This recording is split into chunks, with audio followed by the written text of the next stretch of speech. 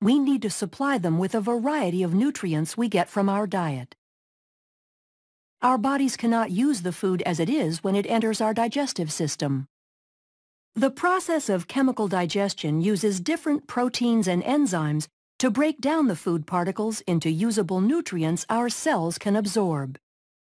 And where are the instructions to manufacture these and all the different types of proteins we need to stay alive? The instructions to make proteins are contained in our DNA. DNA contains genes. A gene is a continuous string of nucleotides containing a region that codes for an RNA molecule.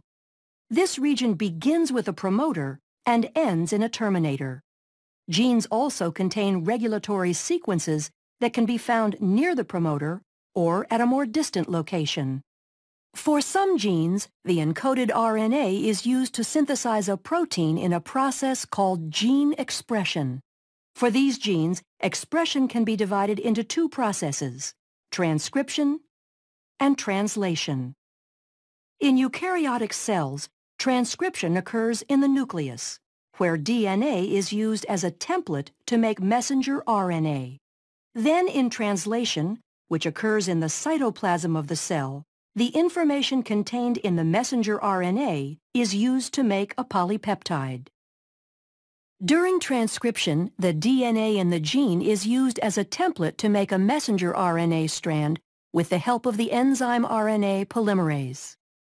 This process occurs in three stages: initiation, elongation, and termination.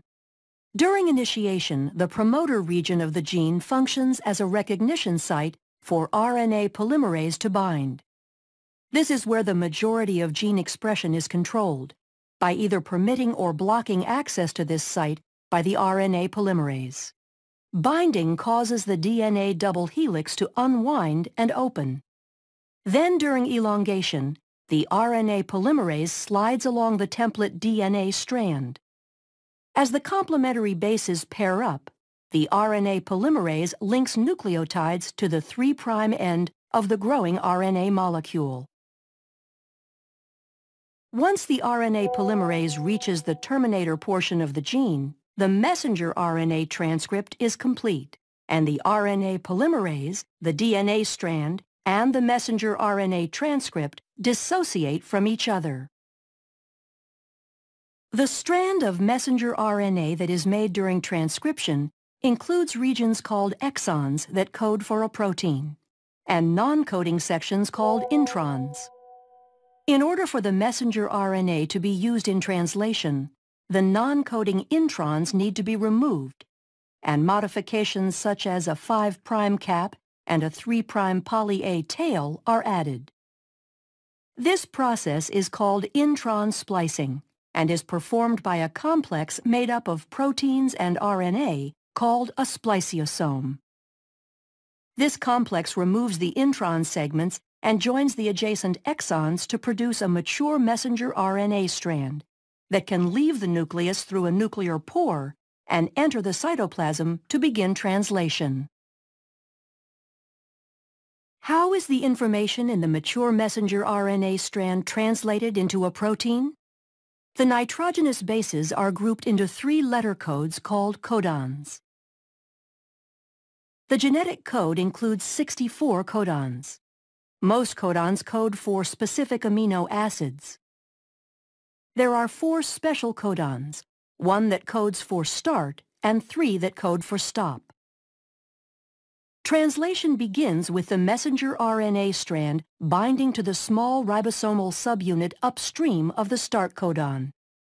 Each amino acid is brought to the ribosome by a specific transfer RNA molecule. The type of amino acid is determined by the anticodon sequence of the transfer RNA. Complementary base pairing occurs between the codon of the messenger RNA and the anticodon of the transfer RNA.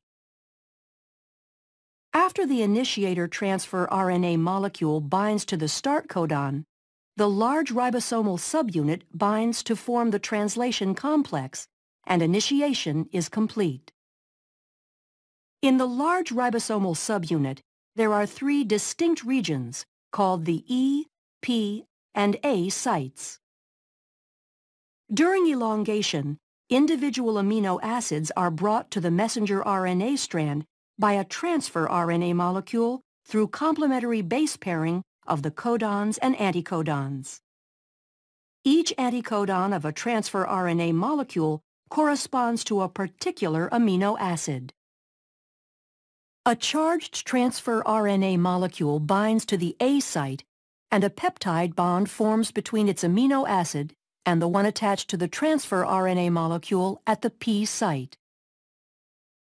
The complex slides down one codon to the right, where the now uncharged transfer RNA molecule exits from the E site, and the A site is open to accept the next transfer RNA molecule. Elongation will continue until a stop codon is reached. A release factor binds to the A site at a stop codon, and the polypeptide is released from the transfer RNA in the P site. The entire complex dissociates and can reassemble to begin the process again at initiation. The purpose of translation is to produce polypeptides quickly and accurately. After dissociation, the polypeptide may need to be modified before it is ready to function.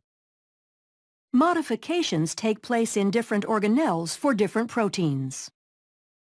In order for a digestive enzyme to be secreted into the stomach or intestines, the polypeptide is translated into the endoplasmic reticulum, modified as it passes through the Golgi, then secreted using a vesicle through the plasma membrane of the cell into the lumen of the digestive tract. Proteins are needed for most physiological functions of the body to occur properly, such as breaking down food particles in digestion, and the processes of transcription and translation make the production of proteins possible.